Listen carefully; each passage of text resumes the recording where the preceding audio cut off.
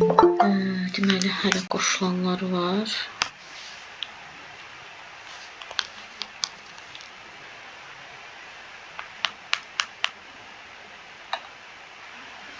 Aynur xanım, yenə sizin adınız birincidir. Bəli. Səsim gəlir? Bəli, gəlir. Gözləyin, indi verəcəm sual. Dəqiqə. Aynur xanım, o hansı iş üsuludur ki, sualın cavabından sual çıxır? Sokrat dialoqu. Bəli, Sokrat dialoqunda hansı, belə deyim də, təfəkkür inkişaf edir?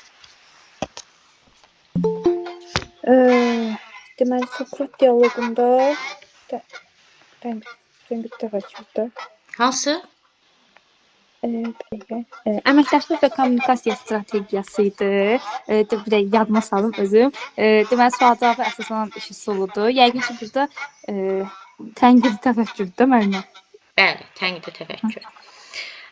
Tamam, yaxşı. Deyirəm ki, şagirddə özünə inam hissi formalaşır. Özünə inam hissi formalaşır. Bəli. Beyin həmləsi. Düzdür. Beyin həmləsində hansı təfəkkür var? Beyin həmləsində müəllimə, deməli orada kreativ, yaradıcı ideyaların bir araya gəlməsi var idi. Yaradıcı təfəkkür, bir də tənqidi təfəkkür. Aha. Beyin həmləsi hansı iş formasında olur? Qrup, bir də fərdi. Bəli, düzdür. Tamam. Yaxşı, belə bir sual verim. Beyin həmləsi hansı iş üsulunun içində də olur? Hansı iş üsulunun içində də olur? Bəli.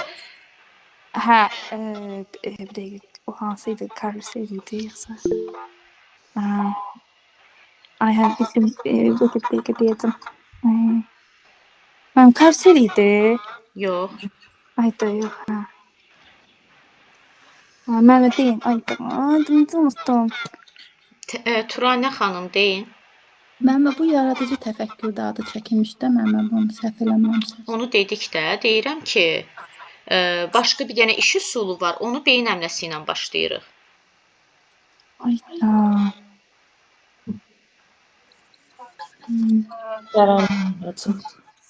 Bəli, qərarlar ağacı. Bəli, qərarlar ağacı. Qərarlar ağacını, yəni beyin həmləsi ilə başlayırıq. Bəli. Tamam, keçdik növbədə kimdir? Əsma xanım dedi gələn dəfə. Fəridə xanım.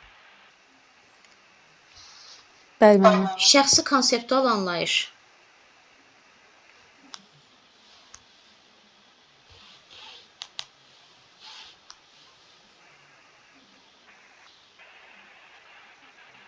Nə oldu?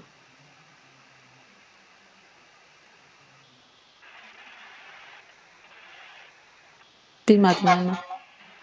Tamam, deyirəm ki, o hansı iş üsuludur ki, təsdiq edici və təqzib edici tərəflər olur.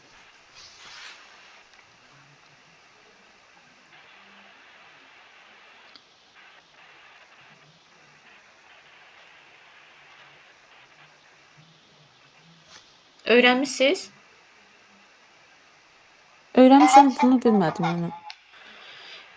Yaxşı, layihə. Layihə qızıl dairədə var idi deyəsən. Qızıl dairənin ikinci adı.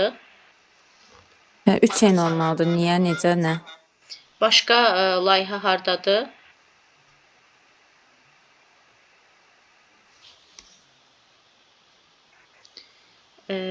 Qarışıq mövzulardayıq. Hər qrupda başqa mövzulardır. Yox, Rami müəllim, təzə qrupdur. Ona görə özləri cavab verməlidir.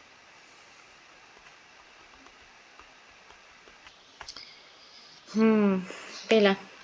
Böyük mətni bölüb nömrələyirik. Hansı iş üsuludur?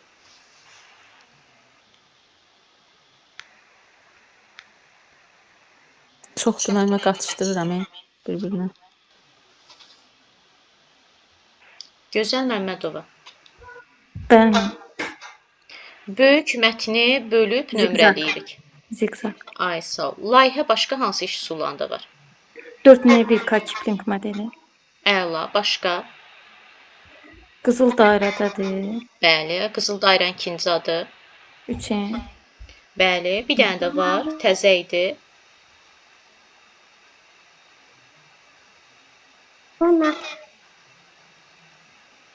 SWOT. Tamam. Deyirəm ki, o hansı iş üsuludur ki, əşya və hadisələrin xüsusiyyətlərini sadalamaq var. Auksion. Auksion hansı iş formasında keçirilir? Necə ibtidai siniflərdə keçirilir hər raz. Nə deyirdiniz? İş forması deyirdim. Hansı iş forması? Fərdi. Fərdi. Uşaqların bir-bir qulağına deyirəm ki, bu əşyanın xüsusiyyətlərini sadalayın. Yəni bütün siniflə keçirilir, ən axırıncı deyən qalib gəlir. Ay, sağ ol. Bütün siniflə iş forması. Tamam. Bayaq bir sual vermişdim. Dedim ki, təsdiq edici və təqzib edici tərəflər olur. Debatda hansı təfəkkür var? Dəyərləndirmə. Təfəkkürü soruşuram. Təfəkkür, yaradıcı. Xeyr. Yaratmır, ha, tənqid onda. Tənqidi nəyi yaradır orada? Fikir əsaslandırır. Tamam. Deyirəm ki, mətnin qısa və lakonik ifadə olunması. Sinifliyin beşlik. Düzdür. Sinifliyin hansı iş formasında keçirilir?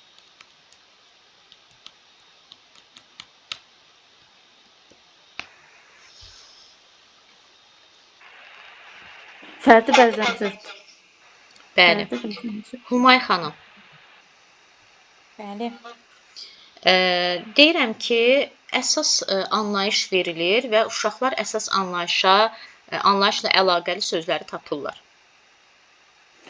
Hə, müəllim, o ümumidən xüsusiyə idi də, şaxələndirmə idi, klasterdir. Ay, sağ ol. Klaster hansı qiymətləndirmə növlərində istifadə olunur? Formativ olar da, və diaqnostik. Bəli. Zaten buradakı iş üsulların hamısı formativ olur. 2 dənəsi var ki, həm formativ, həm diaqnostikdədir. Biri klasterdir, bəs biri? Biri də yadımdan çıxdı. BB olmalıydı yoxsa? Mövcud biliklərin aktivləşməsi. Mövcud biliklərin aktivləşməsi. Həm klasterdə var, həm də həmin o dediyim ikincidə. Biliklərin aktivləşməsi.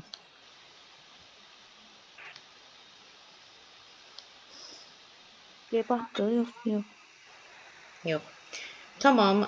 Deyirəm ki, qruplarladır, yoldaş qiymətləndirməsi var və diskussiya var. Yoldaş qiymət. Karusel. Diskussiya var. Bir dəqiqə. Akvarium. Bəli, akvarium. Bilirik ki, bir neçə problem həll etmə iş üsulu var. Buradakı problem real həyatdan gətirilir. Real həyatdan onun adı nə idi müəllim? Bir dəqiqə yadıma salım.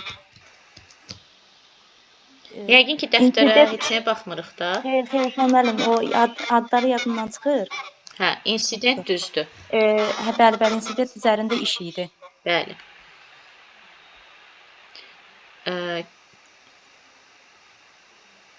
Şahnaz xanım.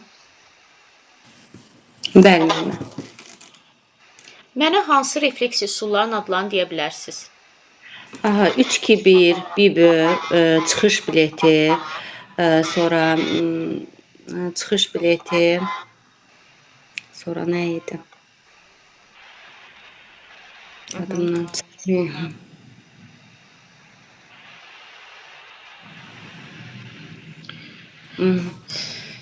Şəxsi jurnallar, müəllimə, şəxsi jurnallar, çıxış bileti.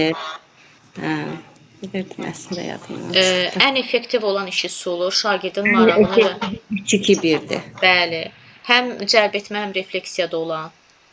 Həm cəlb etmə, həm refleksiyada olan BIB.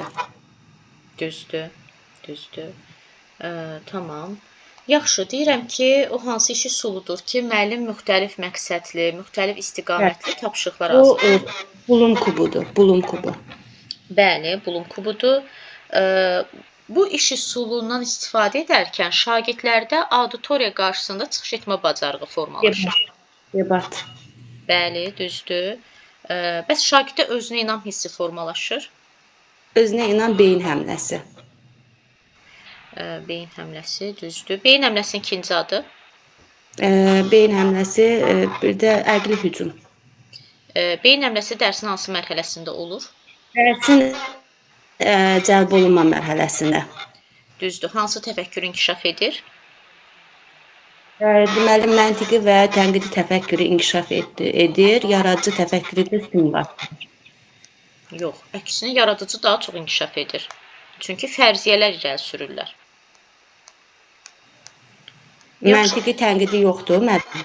Tənqidi ola bilər, amma məntiqi ona az qalır da. Bu yuxarı təfəkkür səviyyəsi daxı açıq tipli suallar veririk. Açıq tipli suallar yuxarı təfəkkür səviyyəsini inkişaf etdirir. O hansı iş üsuludur ki, mən bugün dərsimdə ondan istifadə eləsəm, 4 iş formasından da istifadə etmiş olacam. Düşün, cütləş, bölüş, paylaş. Və Necə müəllimə? başqa, Bir də qartopu da ola bilər. başqa, Qartopu. sinfi hərəkətdə saxlayır. Bir də sinif küncləri. Ay, sağ ol, bir də sinif küncləri. Tamam. Başqa da ki, yoxdur da, Tərgül xanım da aça bilmir. Müəllimə, bir sualım var sizə. Bəli. İndi bu iş üsulları var. Burada məsələn deyirik də eləsində var yaradıcı təfəkkür, tənqidi Bəli. təfəkkür. Məntiqi təfəkkürü hamısı üçün götürə bilmərik. Məsələn, tənqidi varsa, demək bunda məntiqi inkişaf edib ki, tənqidliyə çatıb da. Mən belə düşünürəm. Yoxsa Məsələn, mən beyin həmləsinə necə məntiqi təfəkkür deyim? Beyin həmləsi açıq tipli sual verirsən. Açıq tipli suala mən necə aşağı təfəkkür səviyyəsini götürüm? Məntiqi təfəkkür aşağı təfəkkür səviyyəsidir. Beyin həmləsində də ki, açıq tipli sual olur. Açıq tipli sual da yuxarı təfəkkür səviyyəsidir. Yuxarı təfəkkür səviyyəsi də tənqidi və yaradıcıdır. burada müəllimə, keçənki əvvəlki kitab var. Orada beyin həmləsi üçün məntiqi təfəkkür yazıb. Mən o kitaba da baxmışam biraz. Baxmayın da Orada- kitaba. Kitabda o qədər səhvlər Baxmayın. olur ki, baxmayın. Siz PDF-ə baxın. Bəli.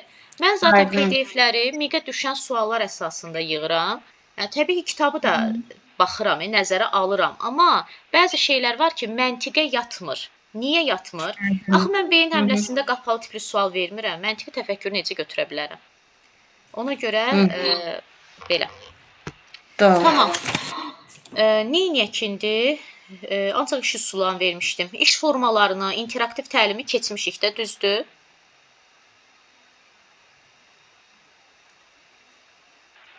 Keçmişik, keçməmişik. Hə. Biraz da iş formalarına da sual cavab eləyək. Aynur xanım.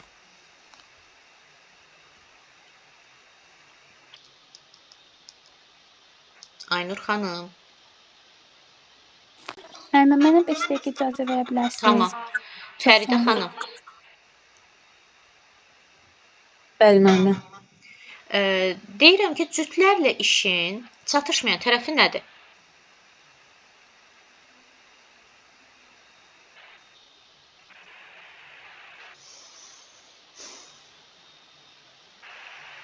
Bunlar əslində ən asan dərslər deyə bilirsiniz. Gözəl Məmmədova. Cütlərlə işin çatışmayan cəhət oldu ki, yoldaşlar əgər bir-birinə münasibət yaxşı deyilsə, rəy effektiv olmayacaq da, yəni.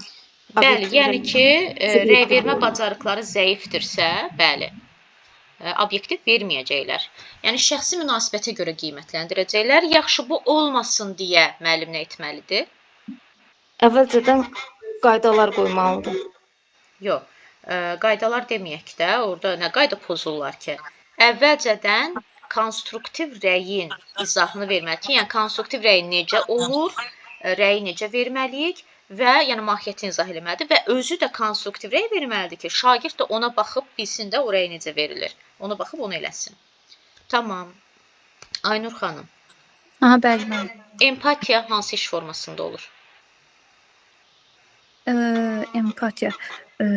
Qruplar eşit ola bilər. Yox. Düzdür. Qruplarla Qruplarla eşit iş və və Və? bəli. və cütlərlə iş, düzdür? Hı. Tamam. Bəs qruplarla işin mənfi cəhəti nədir? Qruplarla işin mənfi cəhəti müəllimə. Yəni çatışmır. Orada məsələn səs-küy yarana bilər. Aha. Daha sonra yəni buna görə də müəllim əvvəlcədən uşaqları məsələn həmin o qrup işinin qaydalarını həmin tərtib eləməlidir. Yəni şagirdlərlə birlikdə bu qrupu. Yəni müəllim bir də orada qayda sayını gözləməli idi. Səhv eləmirəmsə 3-5 olmalı idi. Bəli, bəli. 3-5 arası olmalı idi. Bir də orada utancaq şagirdlər kənarda qala bilər. Aha, düzdür. Düz dedim. Bəli. Hə. Qrupu necə bölürük? Homogen, heterogen. Qrupu necə bölürük? Bəli. Necə yəni müəllim? Dedim də homogenmi, heterogenmi? Heterogen. Yadıma düşdü. Belə qoy mən də qoşum dərsi. Birdən beynim yanlış ki, bu heterogen, homogen nə idi? Sonra yadıma düşdü.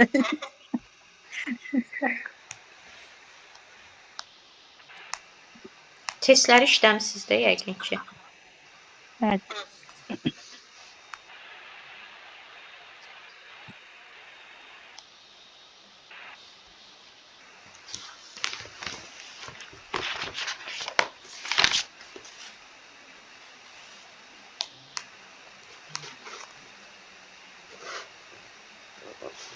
Səhifə 74. Mən bir də sınaq orada vermişdim. Tamam.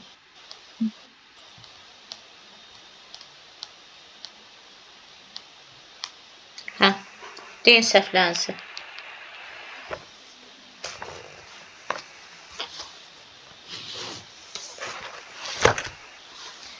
Deyirsinizmi?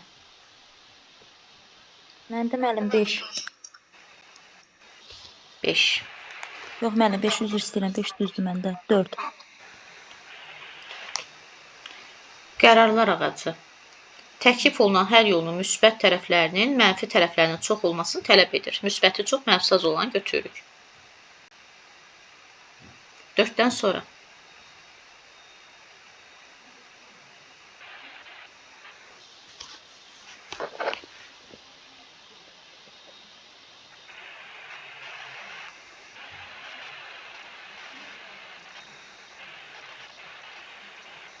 Dörtdən sonra. Əgər yoxsa müəllimə 47-yə baxa bilərik. Tamam, 47. İşləyirik dəqiq.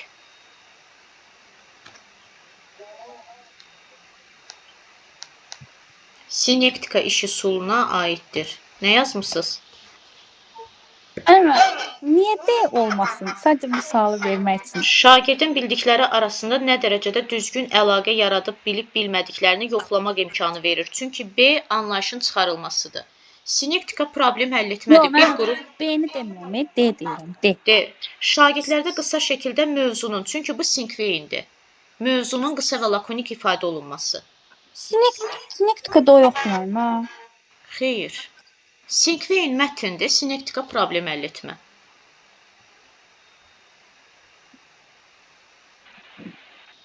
Getdik 47-dən sonra. Başqa yoxdur.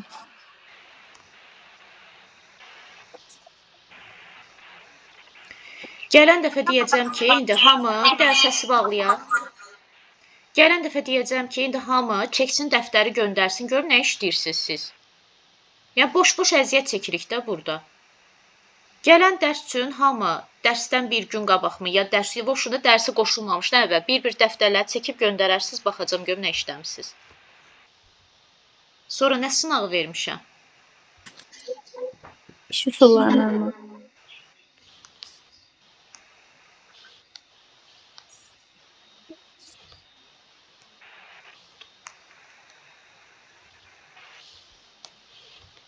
Cavabları göndərmişəm də yəqin.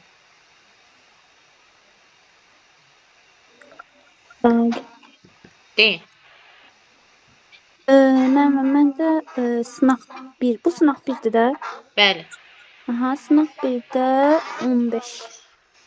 15-ə qədər varmı? İşləyiblər ki, olsun. 15. Aha, nə yazmısınız? Mənim yeydi də burada, hə. 15 müəllim, məndə düzdür, E yazmışam. Bəli. Əsas fikri bir neçə söz ifadə etmək, yəni ki, əsas fikri qısa lakonik ifadəsidir, bəli. Və Think oxuyub bank. anlama da var. Think vein. Hə. Tamam. Başqa? Yoxdur başqa? Sınaq 2-də vermişdi. Müəllimə, sınaq 2-dən 12-ci sualı ümumiyyətlə yazmamışam mən. Tamam, gedək sınaq 2-yə.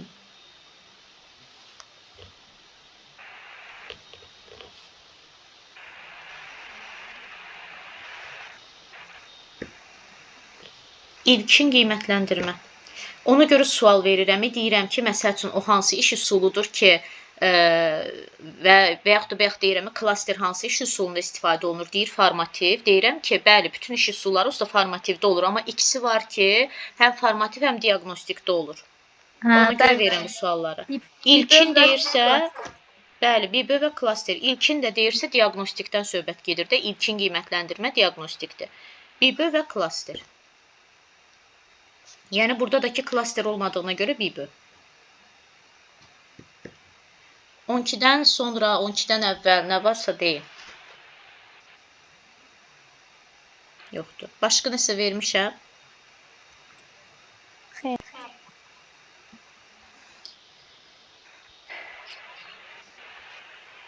Mən işləməyən qrupu heç sevmirəm.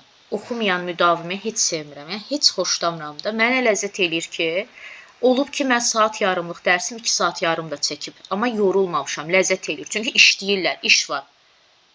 Belə olanda mən özümü bilsin necə hiss edirəm. Yəni, boş-boş mən burada danışıram. Belə şey olmaz, gəlib axırda qoşulmusunuz və dərs üzü açmamaq, test işləməmək nə deməkdir? Suallara düzəməli cavab vermək yox, testlər işlənməyib, belə şey olmaz. Heç sevmirəm yəni belə şeyi.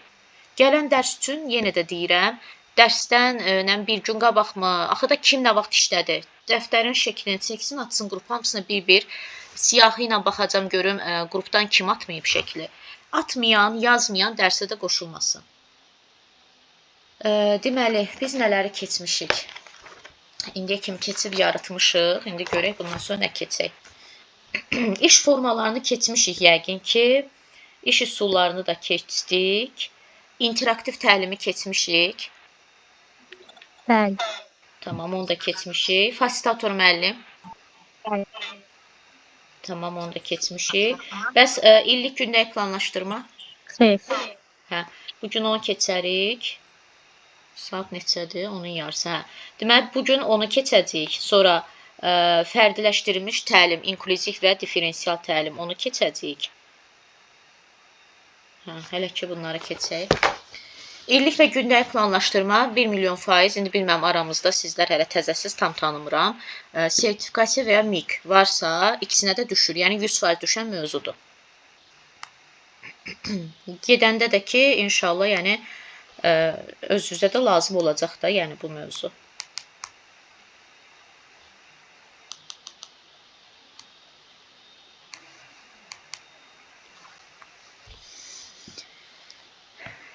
Planlaşdırma indi adından məlumdur da, yəni ki, bilirsiniz, müəllimin məktəbdə həm gündəlik, həm də illik planlaşdırması olur. Ümumiyyətlə, niyə olur bu planlaşdırma? Həyatda da belədir. İnsan planlı iş görəndə işi daha effektiv olur, daha axıcı, zaman itkisi olmur, bir də xaos yaşamır. Məsəl üçün, tutalım ki, biz axşamdan həmişə nə edirik? Müəyyənləşdiririk ki, sabah səhər tezdən işə gedəcəyik, nə giyinəcəm? Yəni, o paltarımızı əvvəlcədən müəyyən edirik. Planımızı qururuq ki, sabahki gün bunu giyinəcəm. Ya da belə düşünürük, belə fəsillərdə iki halda düşünürük. Hava soyuq olsa bunu giyinərəm, isti olsa bunu giyinərəm. Əgər biz bunu planlaşdırmasaq, səhər dururuq, evdə bir xaos yaranır. Niyə? Çünki qaça-qaç bilmirsən ki, ay Allah, həmin an düşünürsən, nə geyinim, buradan da saat işləyir də sənin əleyhinə. Hə, tapdım nə geyinim, baxıram, paltar qırışdı, ütüləmək lazımdır, bir qaça-qaç. Gördünüz, yəni burada ya işə gecikəcəm, ya nəsə olacaq. Amma işimi əvvəlcə planlı quranda çox rahat oluram. Eləcə də müəllim, yəni işini planlı görməlidir. İşini planlı quran müəllimin də dərsi effektiv, axıcı olur və zaman itkisi də olmur. İndi planlaşdırmada adı geriyə planlama gedir. Bəzən də buna nəticədən planlama da deyilir. Niyə buna geriyə planlama, niyə buna nəticədən planlama deyilir? İndi orada gələcəyik. Deyir, təlim prosesinə müasir bir yanaşmadır. Bu yanaşma həm illik, həm də gündəlik planlaşmaya aiddir. Geriyə planlamada 3 addım yanaşması var. Elə əsas məsələ buradadır. İmtahanda da buradan vururlar ən çox 90% hallarda. Təlim nəticələrini elan etmək, qiymətləndirmə, öyrənmə fəaliyyəti. Bu necə olur? Bayaq dedimi, nəticədən planlama və ya geriyə planlama. Mənası budur. Belə bir düsturmu deyək, modelmi deyək, bunu yadda saxlasaz, asanlıqla bütün cavabları tapa bilərsiniz bu sualla bağlı. Çünki indi zaman-zaman inşallah testləri işləsəz, görəcəksiniz ki, fərqi yoxdur. İndi biz vaxt tapsaq, yəni belə deyim, vaxt tapsaq yoxdur, çatdıra bilsək bu üsulla, siz heç time işləmirsiniz. Qarşılıq sınaqlar işləməliyik, EDU-dur, MHM-dir, başqa-başqa testlər. Orada məsələn MHM-də daha çox qabağımıza bununla bağlı suallar çıxır və bütün cavabları da görürük ki, imенно bu modelə görədir. Bu modeli bilirəmsə bütün cavablarım düz çıxır. Çünki miqdad elə buradan vururlar. Deməli, bu T-nı, yəni təlim nəticəsi deməkdir. Bax, burada təlim nəticəsi. Bu qiymətləndirmə meyarı deməkdir. Göstər yazmışam. Və bir də öyrənmə fəaliyyəti. Və ya buna bəzən təlim fəaliyyəti də deyilir. 2 adı var. İndi bu nə deməkdir? Gördünüz, oxları tərsinə qoymuşam. Ona görə deyir bu geriyə planlama. Bax, buradan bura plan qururam. Birinci bax, buradan sondan başlayıram. Və yaxud da ki, bayaq dediyimi buna niyə nəticədən planlama deyilir? Çünki təlim nəticəsindən başlayıram planlamağa, nəticədən. Necə planlayıram? Belə deyək də, düşünün ki, mən bir müəlliməm, axşam oturmuşam evdə, dövlət mənə standart verir də, alt standartları keçmişik. Tutalım ki, dövlət mənə belə bir 3-2-1. Yox, bunu lap indi iş üsulunu oxşadacaqsınız. Belə yazım. 2-1-3 yazaq. 2-1-3. Belə bir standart verib, məsəl üçün, və qabağına da indi mövzunun adını yazıb da. Mən baxıram ona, dövlətin mənə verdiyi standarta ki, yəni sabah uşaqlara nə keçəcək. Baxıram ona baxandan sonra, yəni alt standarta baxandan sonra nəticə çıxarmalıyam. Yəni məqsəd çıxarmalıyam. Alt standartdan məqsəd çıxarmalıyam. Məqsəd də budur, təlim nəticəsi. Yenə də deyirəm, bu mövzunu zaten keçmişdik ki, məqsəd nə qədər çıxara bilərəm? Bir dənə də çıxara bilərəm, 2 dənə də çıxara bilərəm, maksimum 3 dənə çıxara bilərəm. Təlim nəticəsi çıxara bilərəm. Hətta bunda qeyd eləmişdik ki, alt standartın özünü də məqsəd kimi götürə bilərəm. Tamam, tutalım ki, mən bir dənə təlim nəticəsi çıxartdım. Planlaşmamın, indi birazdan bir dənə model burada düzəldəcəm. Elə ki, bir dəftər düşünün. Onun başında birinci yazır alt standart, yazıram həmin gündəlik planlaşmama, yazıram alt standart, mövzunun adını yazıram, sonra təlim nəticəsini yazıram. Bütün planımı, bütün hansı ki dolduracam o gündəlik planlaşmanı, bütün planımı bu məqsədə görə qururam. Ümumiyyətlə həyatda da belə deyilmi? İnsan birinci məqsəd qoyur, sonra məqsədə çatmaq üçün plan qurur, strategiya qurur. Ki, mən hansı yolları gedim ki, o məqsədə çatım. İndi məktəbdə də, müəllim də birinci məqsəd nəticə çıxarır, ondan sonra bütün planını həmin məqsədə görə uyğunlaşdırır. Tamam, mən məqsəd çıxartdım, yəni təlim nəticəsini çıxartdım, ona uyğun qiymətləndirmə meyarı müəyyən etməliyəm. Sonra, öyrənmə fəaliyyəti bunun içində gedir, iş üsulları, üstəgəl iş formaları. Bunları da təlim nəticəsinə görə uyğunlaşdırmalıyam. Yəni, düşünməyin də, müəllim elə bugün dərs keçəndə ağlına hansı iş üsulu gəldi, istifadə edəcək. Yox, elə olmur. Yəni, belə deyək də, təlim nəticəsinə uyğun olmalıdır. Məsələn, deyirəm, tutalım ki, riyaziyyat dərsidir. Məsələn, təlim nəticəsi çıxarmışam ki, həndəsi fiqurları fərqləndirir. Mən buna ziqzaq iş üsulu götürə bilərəm? Yox. Niyə? Ziqzaq çünki mətnlə bağlıdır. Yəni, hər ağlıma gələn iş üsulunu da götürə bilmirəm də, məqsədə uyğunlaşdırmalıyam. Bir sözlə, miqdə ən çox vurduqları yer budur. Gah yazır ki, qiymətləndirmə meyarı təlim fəaliyyətinə görə müəyyən edilir. Səhvdir. öyrənmə fəaliyyəti qiymətləndirmə meyarına görə müəyyən edilir. Səhvdir. Bir qayda olaraq hamısı təlim nəticəsinə uyğun müəyyənləşdirilir. Yəni bunu yadda saxlayaq. İndi birazdan bunu bir planlaşdırma quraraq tam izahını verəcəm. Hələ ki bir özət keçək də belə deyim. Yaxşı, təlim nəticəsi nədir? İlin və ya dərsin, ilin yəni illiyə aiddir, dərsindəki gündəliyə. Sonunda şagirdlərin hansı bilik bacarıqlara sahib olacaqları barədə ümumi nəticələrin əvvəlcədən müəyyən edilməsidir. Gördünüz? Əvvəlcədən müəyyən elədim də ən birinci təlim nəticəsini çıxartdım. Əvvəlcədən müəyyən elədim, ondan sonra bütün planımı ona görə qurdum. Qiymətləndirmə nədir? Şagirdlərin nəyi öyrənməsi ilə bağlı informasiyanın əldə edilməsidir. Müəllim diaqnostik, formativ, summativ qiymətləndirmə üçün hansı üsul və vasitələrdən istifadə edəcəyini qərarlaşdırır. Öyrənmə fəaliyyəti nədir? İş üsulları, iş formasını düzgün müəyyənləşdirmək, yəni təlim nəticəsinə uyğun. Tədrisi şagirdin maraq, ehtiyac və tələbatına uyğun qurmağı planlaşdırır. Öyrənmə fəaliyyəti nədir? Yəni öyrənmə mühiti, öyrənmə prosesi. Hətta burada da qeyd olaraq yazmışam ki, qiymətləndirmə və öyrənmə fəaliyyəti, və burada bir dənə də yazın bunu.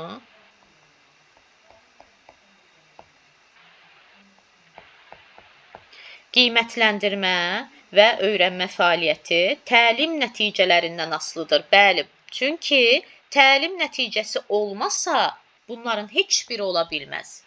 Birinci məqsəd olsun ki, sonra məqsədə çatmaq üçün nəsə edək. İndi planlaşmanın iki növü var.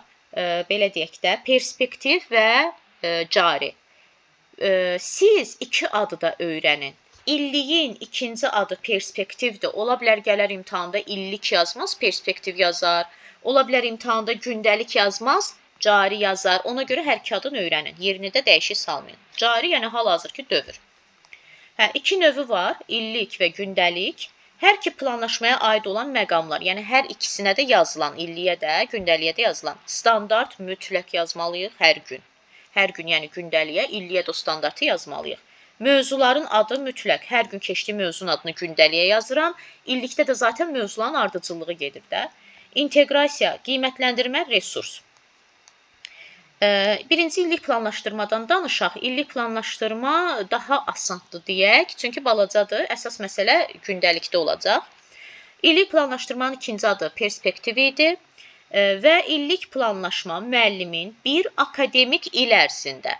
Bir il demirik də buna, bir il 12 aydır. Bir akademik il deyəndə 9 aydan söhbət gedir. Bir akademik il ərzindəki tədrisin təşkili ilə bağlı məsələləri özündə əks etdirən sənədidir.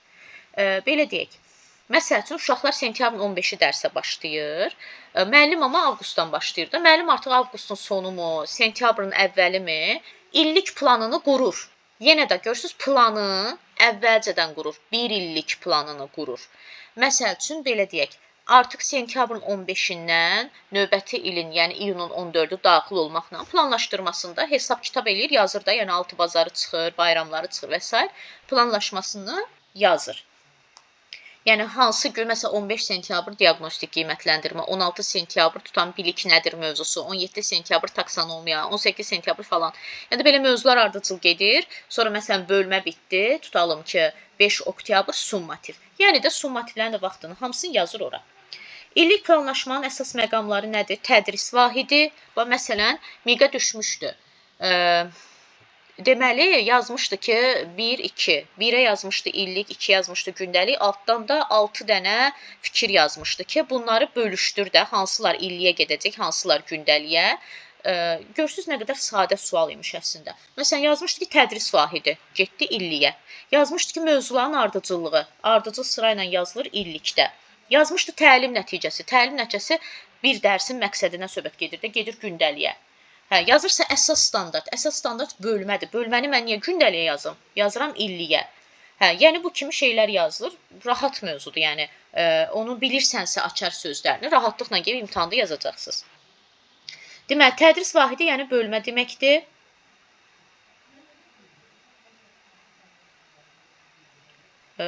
Bu mövzu düşə də bilər, düşməyə də bilər. Sonra deməli, illik planlaşmada saat mütləq yaz. Saat nədir? Daha demirəm, belə 21:42, belə yox. Bu saat yox. Məsəl üçün yazıb ki, isim dərsini keçəcəksiniz də, qabağına belə bir şey yazılır. 1. Yəni ki, 1 dərslik, 1 saat, yəni 1:45 dəqiqə. Ya da qabağına yazırsınız ki, 2. Yəni bunu 2 dərsə keçəcəksiniz. 2 saat deməkdir. Hə, saat, tarix, standart mütləq yazılır. Sinifin sonu üçün təlim nəticəsi, yəni illik hədəflərimiz. İndi gəldik gündəlik, yəni cari planlaşmaya. Gündəlik dərs planı müəllimin yaxşı dərs keçməsi və arzu olunan məqsədlərə çatması üçün bələdçi rolunu oynayır. Bayaq da dedim, insanın bir planı olanda onun işləri effektiv və rahat şəkildə gedir. Eləcə də bir müəllimin gündəlik planı varsa, dərsi effektiv olacaq, axıcı olacaq, fəaliyyətlər arası keçiddə zaman itkisi olmayacaq. Çünki planlı gəlmişəm də, hazır bilirəm bundan sonra bunu edəcəyik. Sonra, məsələn, durub mən dərsin ortasında düşünməyəcəm ki, görəsən hansı iş üsulundan istifadə edim. Çünki mən axşamdan artıq yazmışam hamısını. Deməli, gündəlik planlaşmanın əsas məqamları nədir? Yəni gündəlik planlaşmaya nələr yazılır? Reallaşdırılması nəzərdə tutulan alt standartlar. Dövlətin mənə verdiyi alt standartı yazıram. Sonra mövzunun adını yazıram. Sonra dərsin məqsədi çıxartdım ha, bayaq təlim nəticəsi. Başladım yazıram dərsin məqsədi, yəni bax təlim nəticələri. Sonra dərsin məqsədinə uyğun, bax yazıram bura yenə də o modeli, təlim nəticəsi, qiymətləndirmə meyarı və öyrənmə fəaliyyəti. Dərsin məqsədinə uyğun qiymətləndirmə meyarı, metod və vasitələr, indi qiymətləndirmə dərsini keçəndə daha aydın olacaq. Metod və vasitələr deyəndə bu formativdən söhbət gedir də, formativin də çox növləri var. Özünü qiymətləndirmə, yoldaş qiymətləndirməsi, rubriklər və s. Sonra dərsin məqsədinə uyğun öyrənmə fəaliyyəti, yəni bunu deyir, görürsünüz, hamısı məqsədə uyğundur. Yəni istifadə olunacaq iş formaları və iş üsulları. Bir də nə yazırıq? Resursları yazırıq. Hansı resurslardan istifadə eləmişik. Deyir, təlim nəticəsi SMART texnikasına əsasən çıxarılmalıdır. Hansı ki, biz təlim nəticəsi çıxarırdıq, bayaq dediyimi alt standartdan çıxarırıq. SMART-ın mənası nədir? S sözü, yəni spesifik, təlim nəticəsi spesifik olmalıdır. Yəni dəqiq və aydın olmalıdır. Şagird bilməlidir ki, bugünkü dərsin məqsədi nədir? Yəni də aydın, dəqiq və aydın yazmalıyam ki, şagirdə tam aydın olsun ki, mən bugün hansı məqsədə çatacağam. Bir də onu qeyd edim ki, müəllim mütləq şəkildə gəlir sinifə, yəni dərsə başlayanda birinci işi təlim nəticəsinə əvvəlcədən lövhəyə yazmaqdır. Yazarkən də uşaqlardan soruşuram. Uşaqlar, aydın oldu, bəli, alt standart həmişə qarşınıza çıxacaq. Deyirəm ki, uşaqlar, aydın oldu, bu məqsəd nədir? Başa düşdünüz, siz dərsin sonunda hansı məqsədə çatacaqsınız? Bunu, yəni uşaqların anlayıb anlamadığını soruşmalıyam. Məqsəd də nədir? Yəni, bu dərsin sonunda mən hansı məqsədə çatmalıyam? Uşaq bunu bilməlidir. Bir də qiymətləndirmə meyarını da əvvəlcədən lövhədə yazmalıyam ki, uşaq bilməlidir ki, nəyə görə qiymətləndiriləcəm. İndi əvvəlki kimi qiymət verilmir axı, 2, 3, 4, 5 qiymətləri verilmir. Ancaq summativdə olur, biz formativ, gündəlikdən danışırıq. Nə etməliyik? Deməli, qiymətləndirmə meyarını da əvvəlcədən yazmalıyıq ki, uşaq bilsin ki, nəyə görə qiymətləndiriləcək.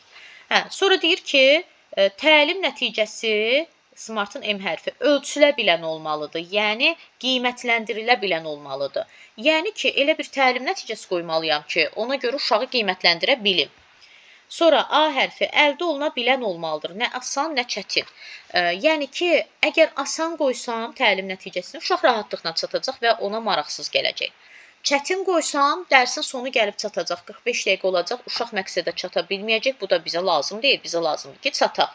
Yəni, nə asan olsun, nə çətin. Elə qoyaq ki, əldə oluna bilən olsun. Biraz çabalasın, amma çatsın. Yəni real imkanlar olmalıdır. Yəni, təlim nəticəsini çıxaranda real resurslardan yaz. Məsələn, mən götürüb təlim nəticəsini yazıram ki, şagird, nə bilim, həndəsi fiqurları slaydlarla nümayiş etdirir. Halbuki sinifimdə nə kompüter var, nə proyektor var, heç nə yoxdur, yazmışam slaydlarla. Deyir ki, yəni yalandan yazmada, əlində nə varsa ona uyğun çıxart, real imkanlar. T-daki time, yəni vaxt müddəti nəzərə alınmalıdır. Yəni, ay müəllim, düzdür, deyir ki, maksimum 3 dənə çıxara bilərsən də təlim nəticəsi. Amma baxırsan ki, 3 dənə çıxartdım. Əgər mənim şagirdim 45 dəqiqənin sonunda o 3 dənə məqsədə çata bilməyəcəksə, vaxt çatmayacaqsa, nə məcburdur 3 dənə? 2 dənə çıxart, 1 dənə çıxart. Yəni ki, belə deyim də, əsas odur uşaq məqsədə çatsın. Yəni yarı-yarımçıq lazım deyil. Bayaq da dedim, alt standartdan 2, maksimum 3 dənə təlim nəticəsi çıxarmaq olar. Hətta alt standartın özünü də təlim nəticəsi kimi götürmək olar. Təlim nəticəsinin feilləri taksonomiya feillərindən ibarət olmalıdır. Taksonomiya nə idi? 6 mərhələsi var idi.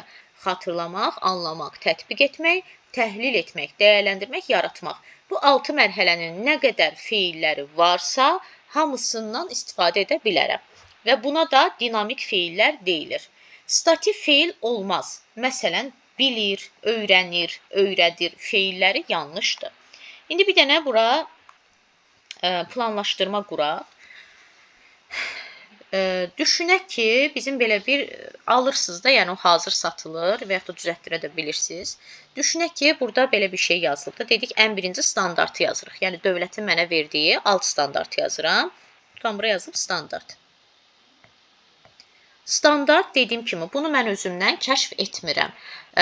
Bunu mənə dövlət verib, baxıram, yəni ora, kitaba, nə yazılıbsa onu götürüb yazıram bura. Tutam ki, dövlət mənə belə bir standart verib, yazıram ki, 3, 1, 4. Bu 1, 4 nədir? Belə deyək də, 3, düzdür, keçmişdim, indi bilməm, yadınıza salım. Birinci rəqəm həmişə məzmun xəttidir. Tutalım ki, riyaziyyat dərsidir. Riyaziyyatın 3-cü məzmun xətti həndəsə. Mən artıq buradan bildim ki, mənim dərsim nədirsə həndəsə ilə bağlı olacaq. 1, yəni ki, birinci bölmədir ortadakı rəqəm, əsas standartdır. 4-dəki alt standartdır. Yəni, birinci bölmənin 4-cü mövzusundayıq. Qabağına da yazıb ki, həndəsi fiqurları fərqləndirir. Bunu mənə dövlət verib. Mənim bundan heç bir işim yoxdur. Mən buna baxıram, bunu dəyişə bilmərəm, bunu eynisini yazıram. Deməli, bunu yazdım. Sonra nə yazırdıq? Mövzu. Dedim ki, bu nədir? Bu alt standartdır. Alt standartın tərifi nə idi? Bilik və bacarığa qoyulan dövlət tələbi. Bilik hissəsi bax budur. Həndəsi fiqurlar. Deməli, bilik hissə nədir? Yəni mövzunun adı. Yazıram mövzuya həndəsi fiqurlar. Yəni dərsimiz həndəsi fiqurlar olacaq. Mövzudan sonra artıq nə edirdim? Alt standartdan məqsəd çıxartmalıydım. Yəni təlim nəticəsini çıxarmalıydım. Deməli, yazıram indi bura təlim nəticəsi.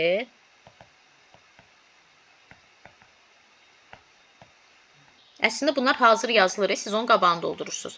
Təlim nəticəsi, indi 1 yazıram. Mən elə alt standartın özünü məqsəd kimi götürürəm. Yazıram həndəsi fiqurları fərqləndirir. Fərqləndirir. İstəsəm burada ikinci məqsədi də çıxara bilərəm, istəsəm də çıxarmaya bilərəm. Məsələn, ikinci məqsəd çıxarsam yazaram ki, həndəsi fiqurlar haqqında tapşırıqları həll edir. Belə də yaza bilərəm. Bir də mən, məsələn, neçə dənə məqsəd çıxarmışamsa, o qədər də qiymətləndirmə meyarı çıxarmalıyam. Məsəl üçün, indi bir dənə məqsəd çıxarmışamsa, bir dənə də qiymətləndirmə meyarı çıxaracam. İndi təlim nəticəsinə uyğun o model var idi. Kənardan qoy bir dənə yazdım, sonra silərəm. Belə bir modelimiz var idi da. Nə idi? Bu standart heç bunu dövlət mənə verib olduğu kimi yazıram. Mövzunun adını yazıram. Əsas məsələ gəlirəm təlim nəticəsini çıxarmaqdan. Təlim nəticəsi, birinci işim təlim nəticəsini çıxarmaqdır. Çıxartdım mı? Çıxartdım. Ona uyğun nə edirdim? Qiymətləndirmə meyarı. Yazıram bura qiymətləndirmə. Meyarı, üsul və vasitələri. Meyarı necə qoya bilərəm? Mən götürsəm bura yazsam ki, şərh etmək. Artıq burada uşaqda bir çaşqınlıq yaranacaq. Uşaq deyəcək ki, məqsəd müəllim qoyub, özü bayaq nə dedim? Dedim ki, müəllim dərsə başlayanda məqsədi də, yəni təlim nəticəsini də, qiymətləndirmə meyarını da əvvəlcədən lövhəyə yazmalıdır. Uşaq bilməlidir ki, dərsin sonunda mənim çatacağım məqsəd nədir və uşaq bilməlidir ki, mən nəyə görə qiymətləndiriləcəm. Tamam, mən yazdım şərh etməyi. İndi uşaq çaşır. Deyir, necə yəni? Müəllim məqsəd qoyub ki, həndəsi fiqurlar. İndi mən həndəsi fiqurlarımı fərqləndirməliyəm, yoxsa nəyi şərh etməliyəm? Deməli, burada bir uyğunsuzluq oldu. Biz sizinlə qiymətləndirmə keçəcəyik. Qiymətləndirmənin prinsipləri var. Yəni, mən hal-hazırda burada qiymətləndirmənin uyğunluq prinsipini, yəni validlik prinsipini pozmuş oldum. Çünki mənim meyarım məqsədə uyğun olmadı. Uyğun olmalıdır əslində.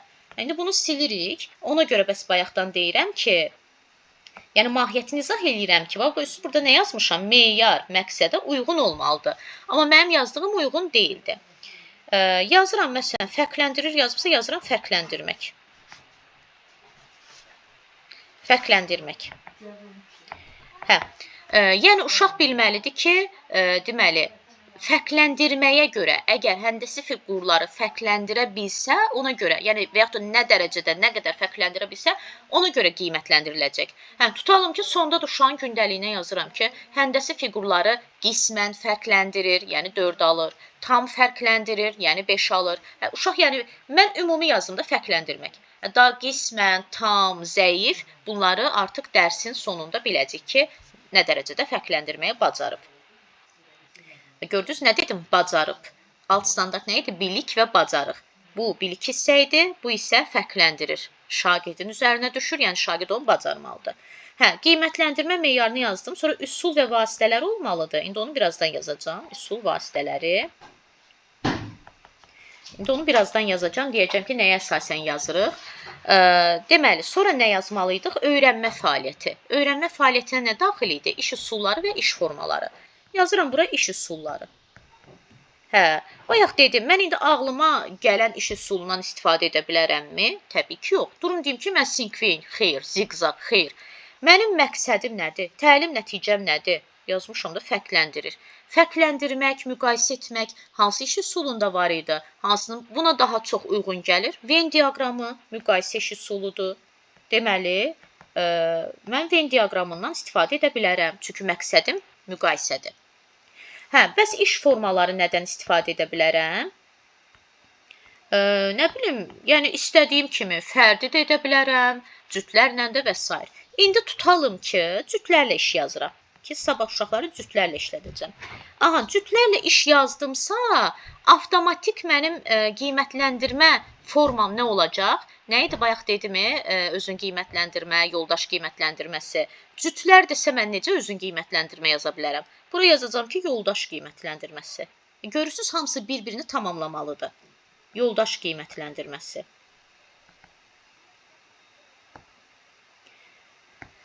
Deməli, iş formalarını da yazdıq. Sonra dedik ki, məsələn, bura resurs da yaza bilərik. Yəni, hansı resursdan istifadə eləmişəm, hansı əyani vəsaitləri gətirmişəm, onları da bunun belə qabağında yaza bilərik. Bir də burada nə deyəcəkdim sizə? Hə, belə bir sual düşər ki, müəllim gündəlik planlaşmada dəyişiklik edə bilərmi? Bəli, qismən dəyişiklik edə bilər, cüzi dəyişiklik edə bilər. Necə edə bilər? Tamam, mən bunu axşam yazmışam, gəlmişəm dərsə. Yazmışam cütlərlə iş. Gəlirəm ki, 17 nəfər uşaq gəlib. Mən necə cütlərlə işlədim? Neyniyirəm? Məsələn, bunu dəyişə bilərəm. İndi daha burada yoldaş qiymətləndirməsi yazmışamsa, bu cütləri silib, yerinə qruplarla iş yaza bilərəm. Zaten qruplarda da yoldaş qiymətləndirməsi var. Belə. Yəni də cüzi dəyişikliklər etmək olar. Hə, bəs illikdə etmək olarmı? Yenə də cüzi dəyişikliklər etmək olar. Niyə? Məsələn, illikdə yazmışam ki, 5 oktyabr tutalım ki, kiçik summativ. Hə, 5 oktyabrda gəlmişəm dərsə ki, uşaqlara summativ yazdıram. Sinifin çox faizi dərsə gəlməyibsə, summativi yazdırmamalıyıq. Demək ki, yenə kiçik bir dəyişiklik elədik. Artıq mən summativi başqa bir günə salmalı oldum. Demək ki, olurmuş kiçik dəyişikliklər. Bax, gördünüz, yəni gündəlik planlaşmanı belə qururuq. Bayaq nə dedim? Dedim ki, bax, smart texnikasına uyğun çıxarmalıyıq. Dedik, təlim nəticəsi dəqiq və aydın olmalıdır. Görürsünüz, dəqiq və aydın. Həndəsi fiqurları fərqləndirir. Daha burada aydın olmayan nə var ki? Sonra nə dedik? M hərfi dedik, ölçülə bilən olmalıdır. Görürsünüz, fərqləndirmək meyarımı da ona uyğun müəyyənləşdirə bildim. Sonra dedi, əldə oluna bilən olmalıdır. Nə çətin, nə asan olsun. Real imkanlar, yəni resurslarda nə istifadə edirəmsə o olmalıdır və vaxt müddəti nəzərə alınmalıdır. Məsələn, mürəkkəb mövzudursa, nə vacibdir ki, 2 dənə, 3 dənə məqsəd çıxarasınız. Bir dənə çıxar, amma uşaq tam çatsın o məqsədə. Hə, yenə də deyirəm, məqsəd neçə dənə çıxarmışıqsa, o qədər də qiymətləndirmə meyarı çıxarmalıyıq. Bir də, hə, deyər ki, sizə belə bir sual düşər ki, gündəlik planlaşmanın formatını formatı, yəni bu üz qabığıdır, içi deyək də formasıdır. Hə, kim müəyyənləşdirir? Bu müxtəlif olur. Hə, yazsa ki, mütləq rəhbərlik müəyyənləşdirir, yanlış cavabdır. Yəni bu məsələn mən sertifikasiya müəllimlərindən də dəfələrlə maraqca soruşmuşam. Hə, bəziləri deyib ki, hə müəllim, bizim məktəbdə məsələn direktor bizi tədrisin əvvəlindən yığıb pedaqoji şura keçirib, əlində bir dənə də nümunə gətirir. Hamı bir nəfər kimi bu formatda hazırlasın. Yəni göstərir, üz qabığıdır, içidir, necə yazılmalıdır, eyni. Elə məktəblər var ki, direktor deyir ki, əsas odur yazın, fərqi yoxdur da, yəni əsas odur yazın. Hətta müəllimlər elə maraqlı düzəldir, qəşəng düzəldir, açırsan, tutan birinci him gəlir, sonra cədvəl yeri qoyur, nəsə də belə maraqlı, özlərinə uyğun düzəldirlər. Bu belə. Sonra bu mövzu ilə Amma bağlı, yəni bəli.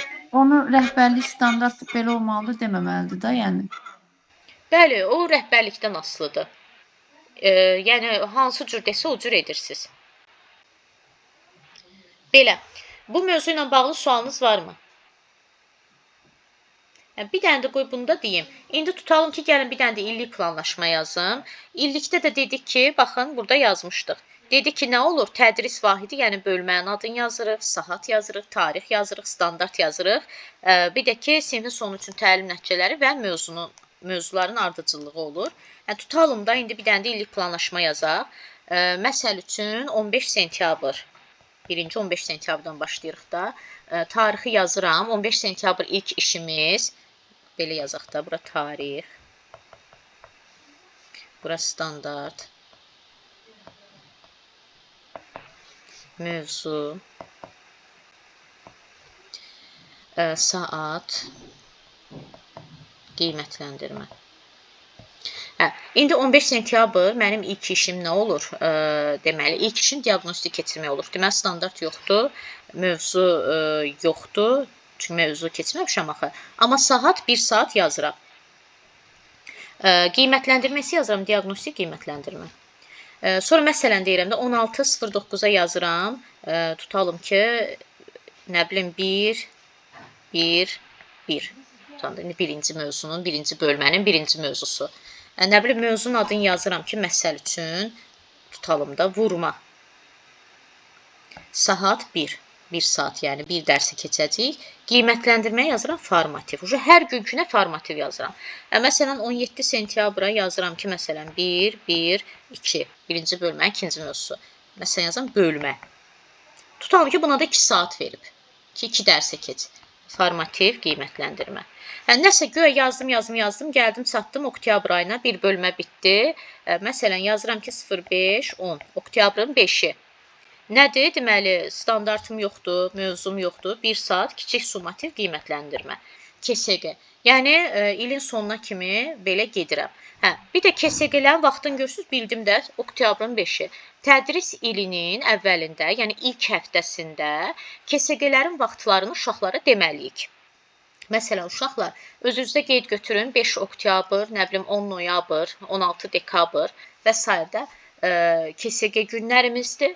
Uşaqlara deyirik ki, uşaqlar həmin gün həm dərsə gəlsinlər, həm də hazırlaşsınlar. Bu da belə. Amma BSG-nin vaxtını deyə bilmirik. BSG rəhbərlik tərəfindən müəyyən edilir. Getdik. Bunu başa düşdünüz?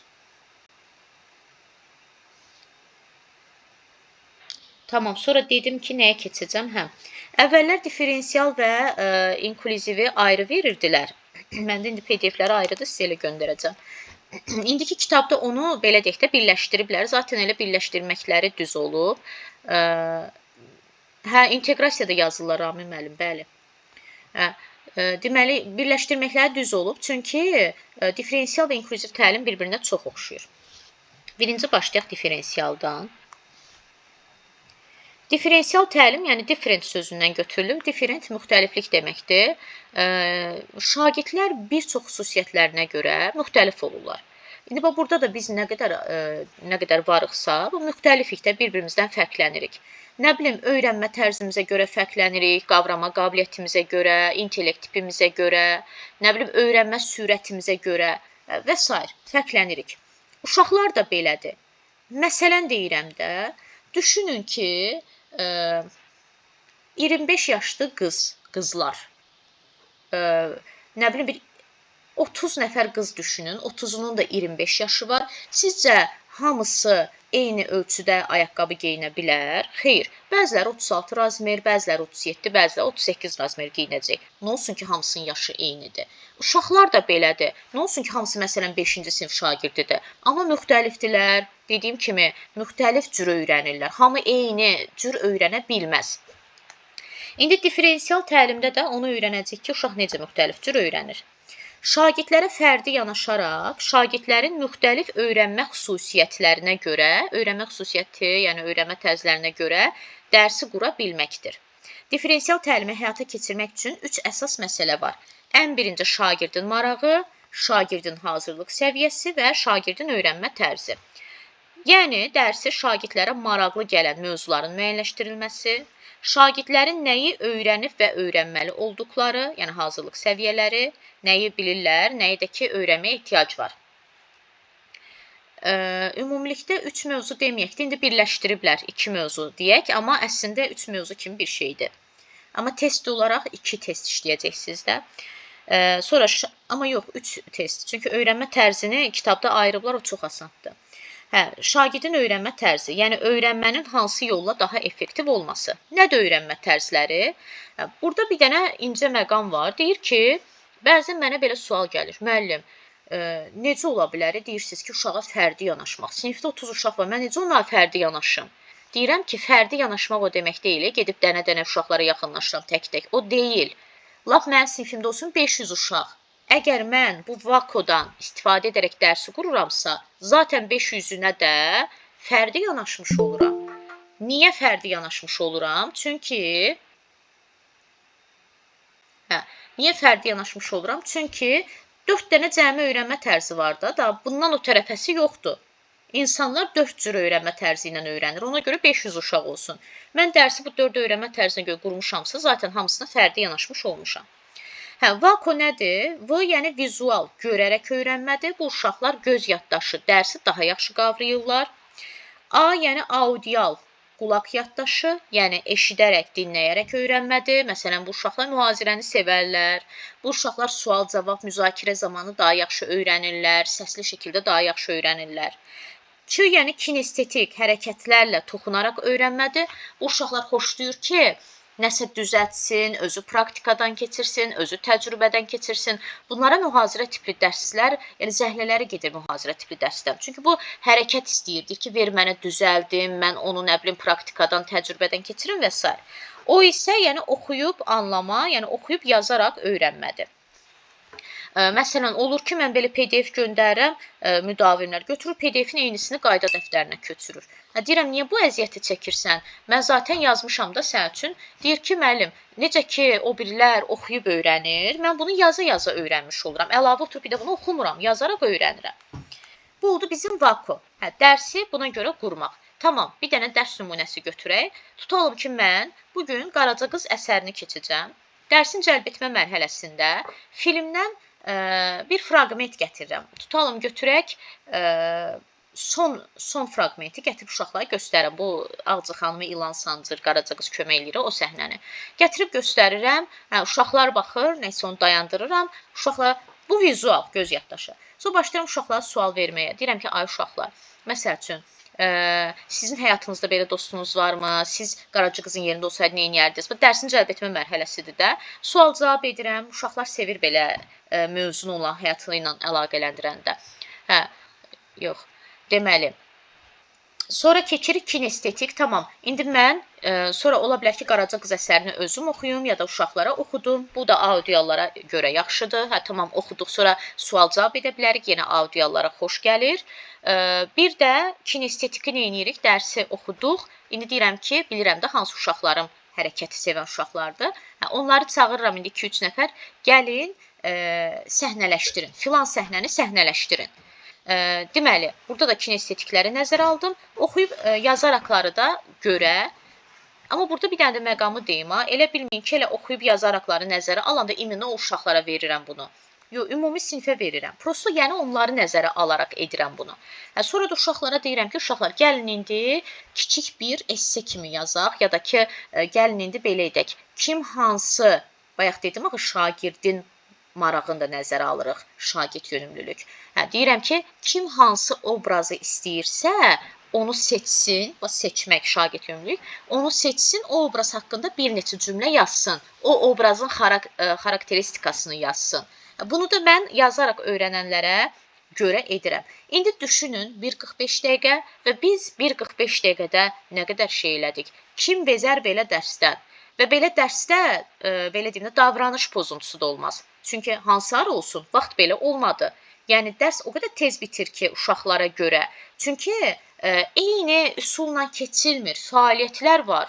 Birindən keçir, birinci filmə baxırlar, sual-cavab edirlər, əsər oxuyurlar, səhnələşdirirlər, yazırlar. Yəni, görürsünüz, bir neçə fəaliyyət var və dərs uşaqlar üçün rəngarəng keçir. Belə. Ya da ki, məsələn, riyaziyyat dərsidir, kəsir dərsini keçəcəm. Vizual uşaq kəsir dərsini heç cür müəllimin izah etdiyi kimi başa düşmür. Neyniyir? Məsələn, mən gətirib desəm ki, ay uşaqlar, bir alma gətirsəm, uşaqların gözü qabağında onu belə bölsəm, 4 hissəyə, 8 hissəyə, baxın, buradan birini ayırdım. Göz yaddaşı, gözü ilə görürük mənim elədiyimi. O zaman daha yaxşı yadında qalır dərs. Yaxşı, diferensial təlimin neçə komponenti var? 4 komponenti var. Əvvəllər 5 idi, 5-cini indi çıxarıblar. Birincisi məzmun komponentidir. Yəni, şagirdə ötürülən informasiyadır. Yəni, nə keçəcəyəm? Şagirdə ötürülən informasiya nədir? Bilik. Nə keçəcəm? Hansı mövzunu keçəcəm, yəni? İdrak taksonomiyasına əsasən qurulur. Məzmunu müəyyən edirəm, yəni mövzunu müəyyənləşdirirəm. Sonra nə bilim, tapşırıqlarımı, iş vərəqlərimi nə hazırlayacamsa, taksonomiya, idrak taksonomiyasına əsasən hazırlayıram. Bu nə deməkdir? İdrak taksonomiyası 6 mərhələdən ibarətdir axı. Sadədən mürəkkəbə doğru. Yəni, tapşırıqlarımı sadədən mürəkkəbə doğru hazırlayıram. Bu deməkdir ki, müxtəlif çətinlik səviyyəsində. Qoy bütün uşaqlara uyğun olsun. Bərabər imkanlar yaradıram. Çünki mənim sinifimdə zəif uşaq var, güclü uşaq var.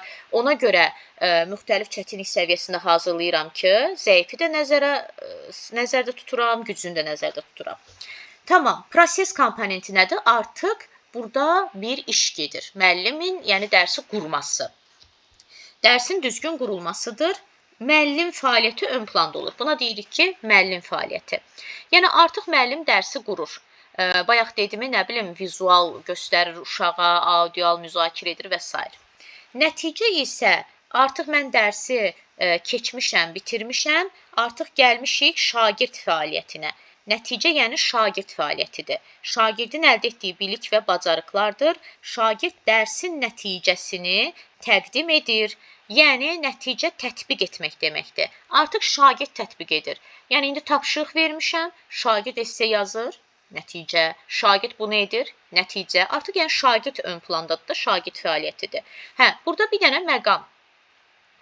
Necə ki, mən dərsi, bir dənə mövzunu müxtəlif üsullarla keçdim, eləcə də şagird də mənə müxtəlif üsullarla təqdim edə bilər, təbii ki, məqsədə uyğun olaraq.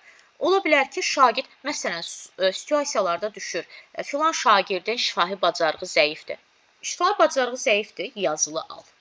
Əsas o da al da, ondan nə isə al. Məqsədə çatsın. Şifahi çatmır, yazılı çatsın. Amma nəsə al. Yəni ki, şifahi zəifdir, söneyini daha işini otur ki alırsan. Yox. Şifahi bacarığı zəifdir, yazı bacarığı yaxşıdır. Yəni, yavaş-yavaş da yazı bacarığı ilə al. Qoy, o da özünü güclü hesab etsin, bacarıqsız hesab etməsin. Belə. Və sonda da nə olur? Təbii ki, qiymətləndirmə olur. Yəni, şagird fəaliyyətini qiymətləndiririk. Formativdə də rəylər veririk. Və yaxud da fəaliyyətini stimullaşdırırıq. Fəaliyyət nədir? Uşağın gördüyü iş, tapşırıq, nə bilim, çalışma yazıb, çalışmasına verirəm rəyi. Məsələ yazıb, məsələyə verirəm. Səhnələşdirib, səhnələşməsinə verirəm rəyi. Şeir danışır, şeir danışmağına verirəm rəyi. Yəni, fəaliyyətini stimullaşdırıram. Və bu da qiymətləndirməyə aiddir. Tamam, diferensial təlimin üstün cəhətləri nə olmuş olur? Sağlam şagirdlərlə yanaşı, sağlamlıq imkanları məhdud şagirdlərin də dərs prosesinə cəlb olunması, hansı ki, bu, belə deyək də, inklüzivdə birazdan deyəcəm. Ona görə deyirəm ki, indi bunları birləşdiriblər. Zaten eyni mahiyyətə gəlib çıxır. Şagirdlərə materialı necə öyrənməli olduqları üçün onlara seçim imkanının verilməsi, dedim axı, şagird də mənə gəlib müxtəlif üsullarla tapşırığı elədiyini, mənim ondan tələb etdiyim tapşırığı, bacarığı mənə təqdim edə bilər. Seçimi ona verirəm. Əsas odur deyirəm ki, məqsədə çataq. Sonra şagirdlərin təlim ehtiyaclarına görə dərsi qurmaq. İndi diaqnostik qiymətləndirmə keçəcək. Diaqnostik qiymətləndirmədə deyir ki, müəllim tədris ilinin əvvəlində uşaqlarla diaqnostik qiymətləndirmə keçirir ki, uşaqların ümumi vəziyyətini ortaya çıxarım, güclü və zəif tərəflərini bilim, bu müxtəlifliyi nəzərə alım, yəni diferensiyasiya. Ona görə dərsi qurum. Diferensiallaşma və scaffoldingin oxşar və fərqli cəhətləri nədir? Scaffolding nə idi? Müvəqqəti dəstək. Müvəqqəti dəstək. Scaffolding şagirdə edilən müvəqqəti dəstəkdir, körpü rolunu oynayır. Yəni, şagird çətinlik çəkəndə ona müvəqqəti dəstək göstəririk. Bu, imanlı müəllim mi olur? Xeyr. Şagirdin özündən, imanlı böyük mü olmalıdır? Xeyr.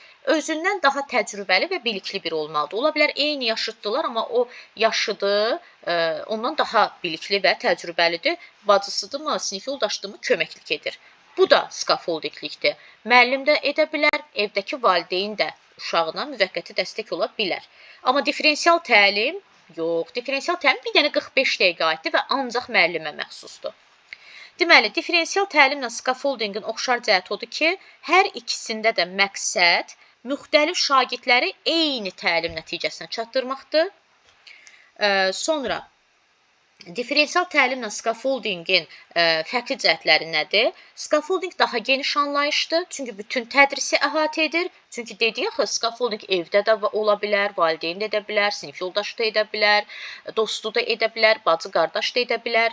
Ona görə bu daha geniş anlayışdır, bütün tədrisi əhatə edir. Amma diferensial təlim bir dərs müddətində həyata keçirilir, 1-45 dəqiqə ancaq və orada da ancaq müəllim edir. Fasilitator müəllim dəstəyi olur uşağa. Sonra, scaffolding zamanı daha təcrübəli birinin fasilitasiyası ilə səmərəli öyrənmə mühiti təmin edilir. Diferensial yanaşma isə scaffoldingin içində yer alan bir prosesdir. Çünki scaffolding geniş anlayışdır, diferensial kiçik anlayışdır, 1-45 dəqiqə əhatə edir, o scaffoldingin içində yer alır. İndi keçdik inklüziv təlimə. İnklüziv təhsil. Deməli, inklüziv təhsil nədir?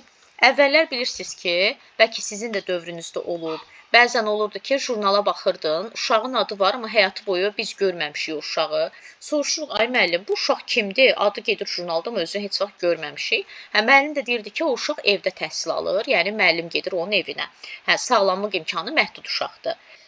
Düzdür, əvvəllər onu elə demirdilər, xəstə uşaq deyirdilər, amma o biraz etik çıxmır. Deməli, inklüziv təhsilin mahiyyəti nədir? Onu demək istəyirəm ki, elə uşaqlar əvvəllər ancaq evdə təhsil alırdı. Sonradan inklüziv təhsil yaradıldı. İnklüziv təhsilin yaradılması uşaqların hüquqlarının qorunması deməkdir. Yəni, dedi ki, niyə bu uşaqlar təcrid olunur cəmiyyətdən? Biz bunları salmışıq evə, qoy müəllim getsin evə. Bu zaman bu uşaqlar indi çölə bayra çıxırlardı. Məsələn, 50 arabasında bir uşaqdır. Bunu valideyn parka çıxarır. Bu məktəbə getmir də. Parka çıxarır. Bunu parka çıxaranda məsəl üçün, sağlam uşaqlar bunu parkda görür, başda barmaqla yoxsa, ona bax, yazıq kim baxırlar. Bu da o baxışlara görə nə olur, artıq özünü pis hiss edir, qapalı düşüncəyə düşür, psixoloji travma yaşayır, artıq çölə də çıxmaq istəmir. Çünki biz onları təcrid eləmişik cəmiyyətdən. Ona görə sonra inklüziv təhsil meydana gəldi. Deyildi ki, yəni bunun məqsədi uşaqların hüquqlarını qorumaqdır ki, niyə o uşaqları biz təcrid edirik cəmiyyətdən? Deyildi ki, inklüziv təhsil nədir? Hansı sinifdə ki? Bunu da deyim. Bəzən inklüziv deyən kimi ancaq sağlamlıq imkanları məhdud uşaqlar nəzərdə tutulur. Yox. Deyir ki, eyni sinifdə həm sağlam uşaqlardır, həm də sağlamlıq imkanları məhdud uşaq. Buna deyirlər inklüziv təhsil. Yox, bir sinifdə hamı sağlam uşaqlardırsa, buna inklüziv təhsil demirik. Deməli, inklüziv təhsil, sağlamlıq imkanları məhdud, SIM də deyilir buna. Uşaqlar da daxil olmaqla bütün uşaqların bərabər təhsil və iştirak imkanına malik olması deməkdir. Yəni, sağlam uşaqlarla bərabər sağlamlıq imkanları məhdud olan uşaqlar da eyni sinifdə, eyni təlim mühitində təhsil almalıdır. Təbii ki, daha sinifin yarısı elə, yarısı belə olmamalıdır. Sinifin 1-2%-ni təşkil edirlər, yəni 1-2 nəfər ola bilər. Düzdür, indi bizim məktəblərdə nə dərəcədə var ya yoxdur, bilmirəm, amma məncə özəl məktəblər və yaxud da ki, liseylərdə olur. Əgər sinifdə sağlamlıq imkanı məhdud uşaq varsa, ən çox da autizm spektrli bir uşaq varsa, yəni bu tip əqli cəhətdən, belə deyək, əqli cəhətdən problemi olan uşaq varsa, mütləq müəllimə kölgə müəllim ya da köməkçi müəllim də deyilir, verilməlidir və ya psixoloq verilməlidir ki, həmin uşağın yanında otursun. Belə, deməli, burada məqsəd hər bir fərdin sosial, akademik, şəxsi inkişafına bərabər şərait yaratmaqdır. Heç bir uşaq öyrənmə çətinliyinə, dini, milli, fiziki və ya sosial mənsubiyyətinə görə təhsildən kənarlaşdırılmamalıdır. İnklüziv təhsilin prinsipləri nədir? Hər bir insanın dəyəri qabiliyyətindən asılı deyil. Bu çox maraqlı bir cümlədir, yəni hətta deyim ki, təsirli bir cümlədir. Deyir ki, hər bir insanın dəyəri onun nailiyyət və qabiliyyətindən asılı olmamalıdır. Ki, bizim dövrümüzdə insanların əksəriyyəti digər insanların nailiyyət və qabiliyyətinə görə onlara qiymət verir. Məsələn, adicə belə deyək də, bir valideyn belə bunu etmiş ola bilər. Məsələn, 2 övladı var, biri instituta girdi, biri yox. Vəsyo. İnstituta girən daha dəyərli olur, nailiyyəti var axı. İnstituta girməyən adətən əzilir. Yəni ki, əşi get, yeri get, aynən hər iş ona tapşa. Artıq o bizim üçün necə dəyərsiz, yəni də nailiyyəti yoxdur deyə onu bir növ nailiyyəti yoxdur deyə qiymətləndiririk. Amma bu birisinin nailiyyəti var, instituta girib deyə bunu daha belə də yüksək tuturuq, əzizləyirik. Deməli, və yaxud da belə deyim, kimisə puluna görə qiymət veririk. Düşünün ki, varlı və kasıb qohumunuz var. Kasıb qohumunun ad gününə gedəcəksiniz. Əşi, marketdən girib bir 20 manatlıq ətir alarıq. O nə bilir, 20 manatlıq ətir nədir falan gedirik. Amma lap özümüzün maddi vəziyyətimiz çətin olsa belə varlının ad gününə gedəndə yox, sən canı, ona brend ətir, yəni gedib almaq lazımdır. Ayıbdır, biabırçılıq olur. Bəlkə də borca girib alırıq. Demək ki, insanlara görürsüz, hansısa nailiyyətinə, qabiliyyətinə, puluna və s. də yəni qiymət veririk, amma belə olmamalıdır. İnsan elə var olduğu üçün dəyərli olmalıdır. Hər kəsin hiss etmək və düşünmək bacarığına malikdir. Bəli, məsələn, bir əlil arabasında uşaq tutalım ki, digər uşaqlar ona bax, belə eləsə, onun ayaqları işləmir əlil arabasındadır. Onun da hiss etmək bacarığı var. Onun da duyğuları bizim kimi insandır da. Yəni mən həmişə deyirəm, niyə o uşaqlara biz belə kimi baxırıq da, belə elə. Onda belə çıxır ki, yəni onlara belə fərqli baxırıqsa, onda belə çıxır ki, üzü çilli olana da fərqli baxaq, gözü yaşlı olana, başı, saçı rıjı və yaxud da qırmızıya çalan rəngi, qırmızıya çalana da fərqli baxaq. Nə bilim, köklüyünə, arıqlığına görə fərqli baxaq. Yəni insanlar fərqlidir də. Yəni onu niyə fərqləndirir ki, əlil arabasında oturduğuna görəmi? Yəni adam hər şey bizim kimidir. Yəni ki, bunları ayırmamalıyıq. Sonra hər kəsin ünsiyyət hüququ var, hər kəsin dinlənilmək hüququ var. Məsələn, sinifimizdə kəkələyən uşaq var, sual veririk. Adətən də kəkələyən uşaqlarda belə bir problem olur. Hiss edəndə ki, qarşı tərəf səbirsizlik göstərir ki, yəni daha qutar da. Bunu hiss edəndə onlar daha da həyəcan keçirərək, həyəcan keçirəndə daha çox kəkələyirlər. Amma mən nə etməliyəm? Səbirlə onu dinləməliyəm. Niyə ki, dərsin vaxtı gedir? Dinləməliyəm, onda dinlənilmək hüququ var.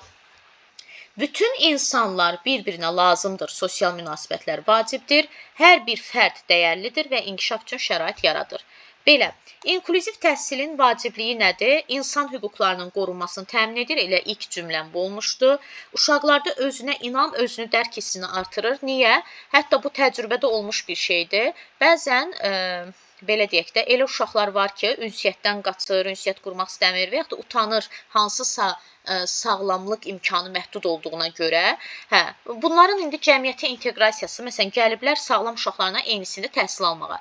Artıq bu həm sağlam uşaqlar artıq onları adi kimi görür. Yəni vərdiş halına alırlar. O qədər gözlər öyrəşir, daha ona yazığı gələn kimi baxmır. Bunlar da onların yanında sıxılmırlar və artıq sosial münasibətlər aralarında güclənir. Sonra sağlamlıq imkanları məhdud uşaqların cəmiyyətə inteqrasiyası asanlaşır. Yəni artıq parka, ora-bura çıxmaqdan çəkinmirlər, çünki artıq bunlara adi hal olub. Sosial münasibət, əməkdaşlıq bacarığı inkişaf edir. Halbuki evdə təhsil alanda harda olsun əməkdaşlıq, kimdən eləsin əməkdaşlığı? Universal dizayn nə deməkdir? Belə udulu da düşə bilər sizə. Yəni bu kimdə düşə bilər? Universal dizayn. Yəni tədris prosesində bütün şagirdlərin fərqli xüsusiyyətlərini nəzərə alaraq öyrənməyə maneələri aradan qaldırmaq məqsədi daşıyır. 3 əsas prinsip üzərində qurulub. Birincisi cəlb etmə. Yəni nə üçün öyrənirik ay uşaqlar? Cəlb edirik də nə üçün öyrənirik? Öyrənməyə motivasiya yaradır, maraq və məqsədləri aydınlaşdırırıq. Müəllim edir təbii ki. İkinci təqdimat. Bu da müəllim fəaliyyətidir. Nə öyrənirik? Yəni məlumatlar müxtəlif formalarda. Görürsünüz, yenə gəldik, çıxdıq diferensiallığa. Vizual, audio, qrafik və s. təqdim olunur ki, hər bir uşaq mövzunu anlaya bilsin. Üçüncüsü fəaliyyət. Bu artıq şagirdin fəaliyyətidir. Necə öyrənirik? Şagirdlər öyrəndiklərini fərqli üsullarla tətbiq edirlər. Məsələn, oyun şəklində layihə, müzakirə və s. Bayaq diferensialda da dedik ki, uşaqlar da bizə gəlib müxtəlif formada təqdim edə bilərlər. İnklüzivin faydaları odur ki, bütün uşaqlar, əsas açar sözü bütün, hamı, hər kəs, hər bir şagird öz dəyərliliyini və aidlik hissini formalaşdırır. Yəni, uşaq özünü o sinifə aid hiss edir ki, mən də onlardanam. Uğurlu inklüzivlik hər bir fərdin potensialını üzə çıxarır, uşaqların sosial, ünsiyyət bacarıqları inkişaf edir, bunu bayaq da dedik, valideynlər və müəllimlər arasında əməkdaşlıq güclənir. İnklüziv mühitin xüsusiyyəti hər kəsin fərqli olması qəbul edilir, təhlükəsiz, dostyanə, dəstəkləyici atmosfer yaradırıq, fərdi yanaşma, diferensial təlim var idi, ədalətli qiymətləndirmə aparılır, qüsurlu və ya xəstə kimi damğalayıcı sözlərdən istifadə olunmur, uşaqların iştirakına, təşəbbüsünə, özünə ifadəsinə şərait yaratmalıyıq. Müxtəlif qiymətləndirmə üsulları nədir? Bütün şagirdləri eyni cür qiymətləndirmək olmaz. Qiymətləndirməyə düzgün yanaşma ola bilməz. Bəzi şagirdlər müəyyən tapşırıq növlərində çətinlik çəkə bilərlər. Belə hallarda fənnin məzmun xüsusiyyətindən asılı olaraq onun fərqli aspektlərinə görə şagirdi dəyərləndirmək lazımdır. Məsələn, özünü şifahi ifadə etməkdə problem yaşayan şagirdlərin, məsələn, autizm sindromu olan uşaqların şifahi bacarığı zəif olur və yaxud da olmur. Amma yazı bacarıqları yaxşı olur. Qiymətləndirilməsi yazılı tapşırıqlara əsasən aparıla bilər. Başqa hallarda, hətta şagirdin akademik nəticələrindən əlavə göstərdiyi səy, yəni o tapşırığı edərkən göstərdiyi səy və yaxud da ki, göstərdiyi cəhd və sərf etdiyi əmək də qiymətləndirilməlidir. Şagird müxtəlifliyini formativ qiymətləndirmə zamanı rəy verərkən də nəzərə almağımız, onlardan yüksək gözləntilərimizin olduğunu aydın şəkildə bildirməyimiz, bununla belə onlara bacarıqlarına müvafiq fərdi öyrənmə məqsədləri qoymağımız olduqca vacib bir məsələdir. İnklüziv təlim mühitində qiymətləndirmənin heç bir halda rəqabət yarışına gətirib çıxarmayacağına da təhsil işçiləri əmin olmalıdır. Rəqabət olmaz. Sizə yazar sağlam rəqabət, inkişaf yönümlü rəqabət tamamilə səhvdir. Uşaqları bir-biri ilə müqayisə etmək olmaz. Şagirdi ancaq özünün əvvəlki vəziyyəti ilə müqayisə etməliyik. Çünki bu cür yanaşma onsuz da həssas təbiətə malik şagirdlərin rəqabətli mühitdən zərər görməsinə, öz potensiallarını daha da məhdudlaşdırmalarına, özlərinə inamı zədələyə bilər. Bu baxımdan inklüzivlik üçün inkişafa açıq düşüncə tərzinin məktəb mühitində hökm sürməsi də vacib məsələlərdən biridir. Deməli, bu yenə də məzmun, proses, nəticə bayaqlarım differensial təlimdə də keçdik ki, müəllim dərsi şagirdlərin hazırlıq səviyyəsinə, maraqlarına və öyrənmə tərzlərinə uyğun adaptasiya etməlidir. Mürəkkəb mövzular sadələşdirilməli, müxtəlif resurslardan, məsələn, video, şəkil, mətn kimi istifadə olunmalıdır. Tapşırıqlar müxtəlif çətinlik dərəcələrində təqdim edilməlidir ki, hər bir şagird uğur qazana bilsin. Şagirdlərin necə daha yaxşı öyrəndiyini tək, cüt, qrupla müəyyən etmək, sinif mühitini buna uyğun təşkil etmək vacibdir. İnkişafa açıq düşüncə tərzi həm müəllim, həm də şagird üçün əsas prinsip olmalıdır. O da nəzəriyyədir, onu da keçəcəyik. İnklüziv təhsil, bərabərlik, humanizm, sosial ədalət prinsiplərinə əsaslanır və bu təhsil modeli bütün uşaqlar üçün ədalətli, tolerant, inkişaf yönümlü mühit yaradır. Onların həm fərdi, həm də sosial cəhətdən tam hüquqlu cəmiyyət üzvünə çevrilməsinə şərait yaradır. Bir dənə də incə məqam bunu deyim. Sizə sual düşər ki, müəllim bütün şagirdlərə eyni tapşırıq verir, yanlışdır. Müəllim bütün şagirdlərə eyni çətinlik səviyyəsində tapşırıq verir, bu da yanlışdır. Müxtəlif çətinlik səviyyəsi, çünki mənim bütün şagirdlərim əlaçı deyil. Nədir, mənim bütün şagirdlərim zəif deyil, müxtəlifdir. Mən də müxtəlif çətinlik səviyyəsində verməliyəm. Bir də xüsusi sözünə xüsusilə diqqət yetiririk. Desə ki, müəllim şagirdə, yəni sağlamlıq imkanı məhdud olan şagirdə xüsusi qayğı göstərir. Olmaz. Yanlışdır. Yenə ayrı seçkilik salmış oldu. Bir də o uşaq sanki ürəyində düşünür ki, hə, yəni üzümə vurursan ki, mənim sağlamlıq imkanı məhdudam da üzümə vurursan. Onlar onu sevmirlər. Əksin istəyirlər ki, özlərini o sinif uşaqları kimi görürlər. O sinifə aid hiss etmək istəyirlər. Bir də deyər ki, hə, bu kimi uşaqları xüsusi siniflərdə təhsil almalıdırlar. Xeyr, xüsusi siniflər yox. Sağlam uşaqlarla eyni sinifdə təhsil almalıdırlar. Belə. Dərsimiz budur. Deməli, nəyi işləyəcəksiniz? Planlaşdırma səhifə 82-dir. Düzdür, indi hamısını göndərəcəm qrupa, amma indi dərsə qoşulandan sonra.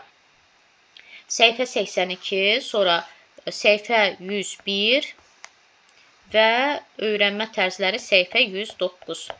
Bunları işləyəcəksiniz. Edudan verəcəm. İndi baxaram nə vermişəm, nə verməmişəm. Belə. Biz ki, bunları öyrəndik, 20-dən 15 yazmışıq. Görək də. Getdik.